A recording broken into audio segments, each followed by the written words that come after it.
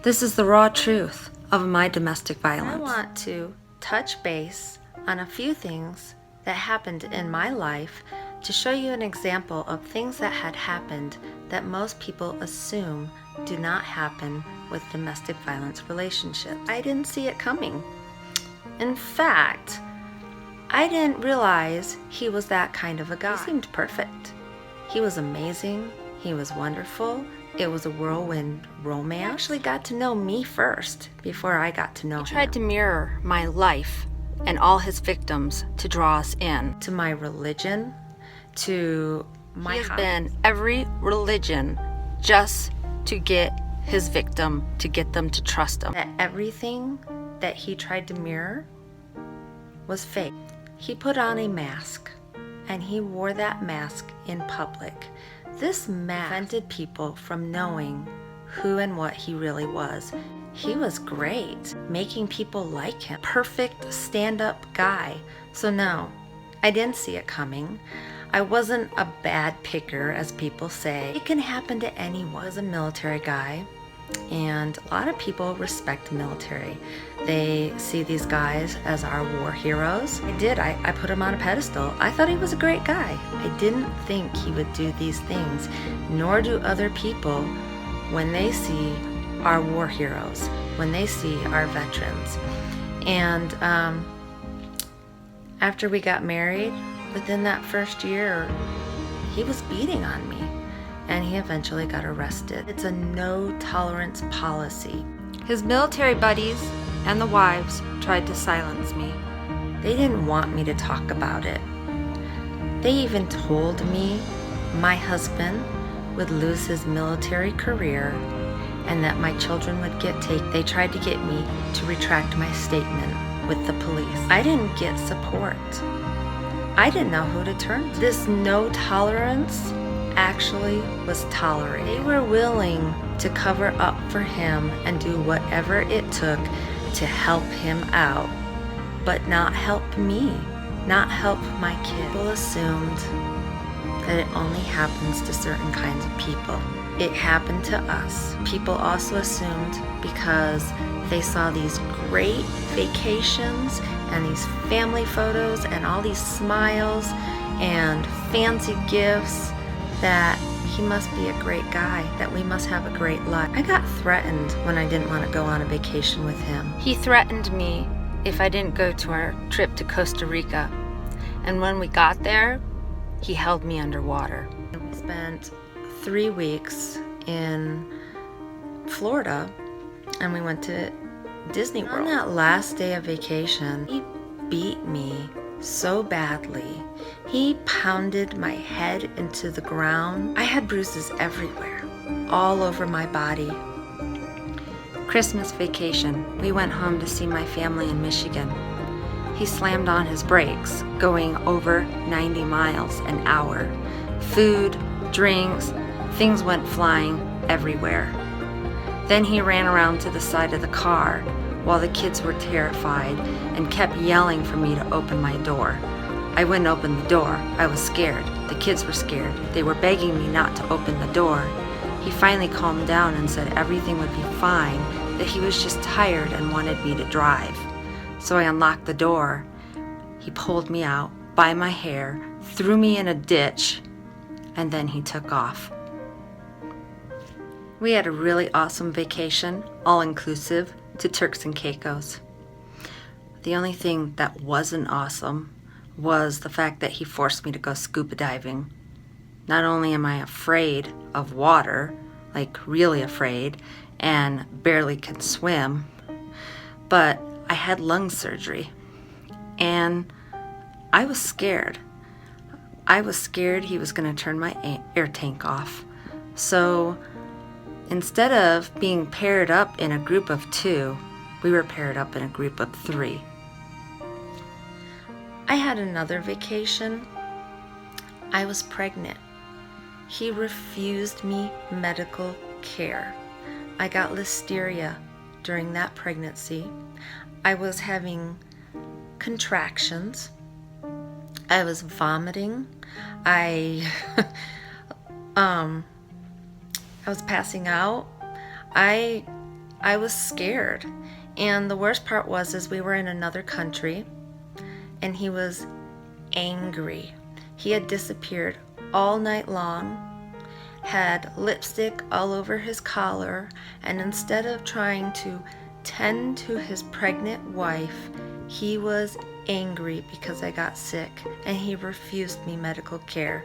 And my youngest child, I am beyond a 20-hour flight and didn't lose my baby. He did that not just in pregnancy, but there are many times he withheld medical care and refused to allow me to go to the doctors. I also had medications that he refused to let me have. He would take them from me, or he would refuse to fill my prescriptions. That was abuse. And while I was married to him, I didn't realize that was abuse. I just know there were times I was in tears because if I didn't take my medicine, sometimes I couldn't even walk straight because it would affect me that badly. The other thing that people assume was the nice pictures, the happy faces, the Christmases when we had family over. You see, when we didn't have people over on holidays and for Christmas, it was an awful holiday. We would spend our holidays in tears, crying, because actually holidays are horrible for people in domestic violence relationships. The abuser makes things so much worse.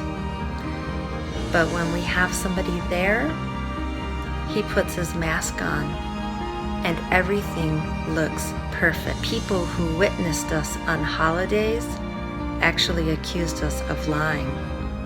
But they had no idea of what happened behind closed doors. They had no idea that if we showed people what really happened, that we would get beaten. I was abused physically. I was abused emotionally. I was abused verbally. I had my life threatened many times. He threatened to take my children from me if I tried to leave. He tried to have his family have me committed, or threatened to have his family have me committed if I tried to leave. They even showed up so I couldn't leave. He financially abused me. We didn't have the same bank account. He financially abused me. We didn't have the same bank accounts, and he wouldn't buy food. He would have our phones turned off. He would have our utilities turned off. There were times I had to boil water to be able to take a bath. And we lived in a $450,000 home. Yet I had to boil water, and I had to go to food banks to get food to feed my kids. I also couldn't take my kids to the doctors, or I couldn't take them to school at times because he wouldn't get me gas. He found many ways to try and keep us from talking, by taking our phones, by turning off the internet, by making sure that there was no way we could communicate with the outside world. Also sexually abused me. He forced me to have sexual relations with him and would choke me at the same time that the kids were also being affected. Some of the things that he did to me, he also did to the kids, and then he would threaten the kids not to tell and not to talk about it with threats. And we were scared to leave. I was scared to leave. We walked on eggshells because this guy who seemed perfect on the outside to everyone else was scary. We never knew what kind of a mood he was going to be in. We never knew what to expect from him. He used his friends, his family, his connections, and his money to also keep us from talking. I was scared to let him meet my family and friends because behind my back, he would go to them and tell them long, detailed lies about me, trying to turn them from me. He tried to alienate me from all my friends and all my family. He even tried to alienate me from my own children. When I used to go to work, he would sit my kids down, give them a Bible, make them swear on it, and tell them that if they told, they would go straight to hell. Then he would proceed to tell them over and over again lies about me until they said they believed him. If they didn't believe him, he would get angry with them. He then would tell them to watch me and report everything back to him. I was afraid to leave because he threatened to take my kids. He knew that was where he could hurt me the most. Told that only stupid women or ignorant, uneducated women would stay in a domestic violence relationship, that it was really easy to walk away. There's a lot of people, mostly women of all things, that have given me attitude because they think that there is no way a woman could allow such a thing to happen. Between being terrified and scared and afraid of losing my children, I stayed. There's so many reasons why I stayed, but I wanted to leave, but he made it virtually impossible. He knew that I would be homeless, that I wouldn't be able to feed my kids, that I wouldn't be able to take care of them. And he tried to make sure that I would keep coming back to him. Except this last time, when he gave my son a concussion, who was 6 at the time, as much as they can't financially make it on their own. And if they can't make it on their own, and they're homeless or they can't feed their kids, the kids get taken by the state. And then the kids end up going back to the same person that abuses them. So walking away isn't as easy as it looks like. There are too many people that assume that it's just that easy, and it's not. It's not easy. It takes a lot of strength. It takes a lot of power. And when I say power, I mean willpower. It takes friends, family, and the community. Most of the time, his physical abuse was strategic. He hit me in places that were either concealed by my hair or my clothing. Except for my own family, didn't know it was happening to me, because on the outside, we appeared to be a happy family. On the outside, we had a great home. We had nice cars. We went on nice vacations.